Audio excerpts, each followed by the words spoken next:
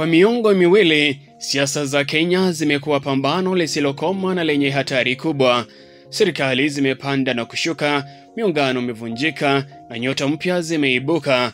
Hata hivyo, kupitia kila mzunguko wa mabadiliko, chombo kimoja cha kisiasa kinabaki kuwa nguvu isiyotikisika na ya kutisha: Orange Democratic Movement ODM.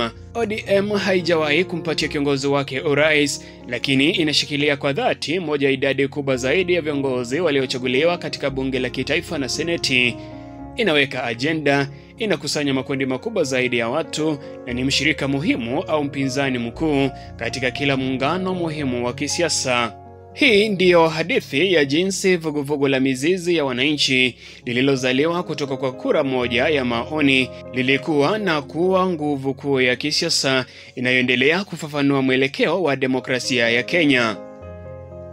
Chimbuko la ODM halikuwa katika chumba cha mikutano, bali katika wakati wa ujasiri wa wananchi.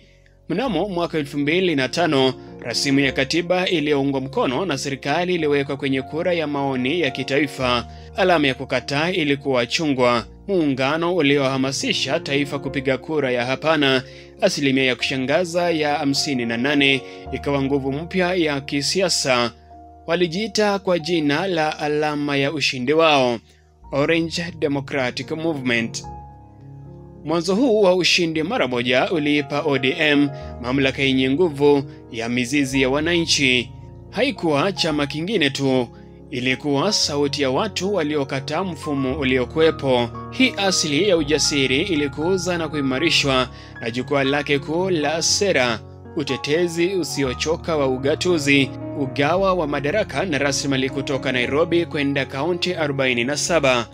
Ujumbe huu uliwafikia kwa undani jamii ambazo zilihisi zimetengwa na kunyimwa kutoka kwa ufadhili wa serikali kuu. ODM ilijiweka kama mtetezi wa kweli wa haki ya kijamii na ugawaji sawa wa rasilimali. Uchambuzi wowote wa nguvu ya ODM hauwezi kutenganishwa na taaluma ya kiongozi wake, Raila Amolo Odinga. Yeye ni zaidi ya mkuu wa chama, yeye ni kilelezo cha miongo kadhaa ya demokrasia ya Kenya. Historia ya kibinafsi ya Odinga: kufungwa kwake bila kesi katika miaka ya 1980 kwa kuunga mkono mageuzi inaimarisha hadhi yake kama shujaa wa mageuzi na sura ya kitaifa yenye hadhi kubwa.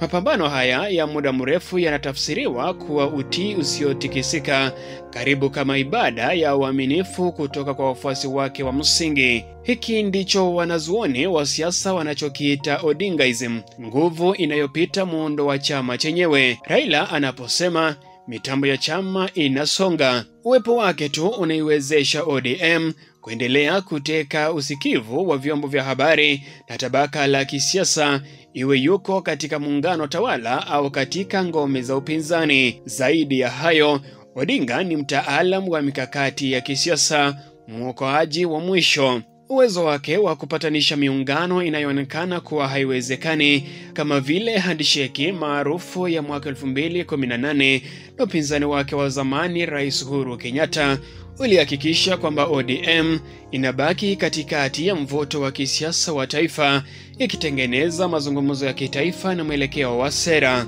Nguzo ya mwisho ya nguvu ya ODM ni utawala wake wa kimuundo katika uchaguzi. Katika siasa za Kenya, vyama mara nyingi huunganishwa na mikoa maalum na makabila. Kwa ODM, huu ni msingi wake usiotikisika katika kanda ya Luo Nyanza na uungwaji mkono muhimu katika pwani na magharibi mwa Kenya. Utawala huu wa kikanda unakipa ODM kundi dhabiti, kubwa na lisiloweza kujadiliwa na kura na viti. Mwaka baada ya mwaka, uchaguzi baada ya uchaguzi, chama hiki hupata kwa uhakika idadi kubwa ya viti vya bunge na vya kaunti katika maeneo haya. Utendaji huu unakipa ODM uwezo mkubwa wa kujadiliana. Kwa mfano, haiwezekani kuunda muungano dhabiti wa kitaifa bila nguvu ya kikanda iliyohakikishwa ya ODM. Hata wanapopoteza urais, wanachama wa ODM waliochaguliwa katika bunge la kitaifa na seneti wanakifanya kuwa nguvu kubwa ya upinzani inayoweza kuchunguza, kuzuia au kurekebisha sheria muhimu za serikali. Wao ni mtendaji mkuu wa bunge anayeweza kukataa sheria katika mfumo. Katika nchi ambapo mashindano ya madaraka mara nyingi huonekana kama mapambano ya dharura ya kuishi na kupata rasilimali za serikali, ODM inabaki kuwa chombo kilichohakikishwa kwa wapiga kura wake wa msingi kudai haki yao. Uwezo wake wa kitaasisi unadhibitishwa na uwezo wake wa kushinda viti mara kwa mara na kubaki kuwa chama cha ngazi ya juu licha ya kutowahi kushinda urais. Orange Democratic Movement ni zaidi ya chama cha siasa, ni kipengele cha kudumu katika anga ya kisiasa ya taifa. Nguvu yake inatokana na muunganiko wa historia ya kweli ya mizizi ya wananchi, ajenda yenye nguvu ya mageuzi, msingi wa kina wa kikanda na ushawishi wa kipekee na usioisha wa kiongozi wake. Hadithi ya ODM ni hadithi ya changamoto isiyokoma, ahadi ya kuwa mlinzi, mweka ajenda na mvuto wa kisiasa ambapo miungano mingine yote lazima izunguke hadi pale nguvu mpya ya kisiasa itakapoweza kunasa roho za ujasiri. Na kulingana na kina cha kimuundo cha Orange Democratic Movement, ODM itaendelea kuvaa joho la nguvu ya kisiasa ya Kenya iliyo thabiti na ya kutisha.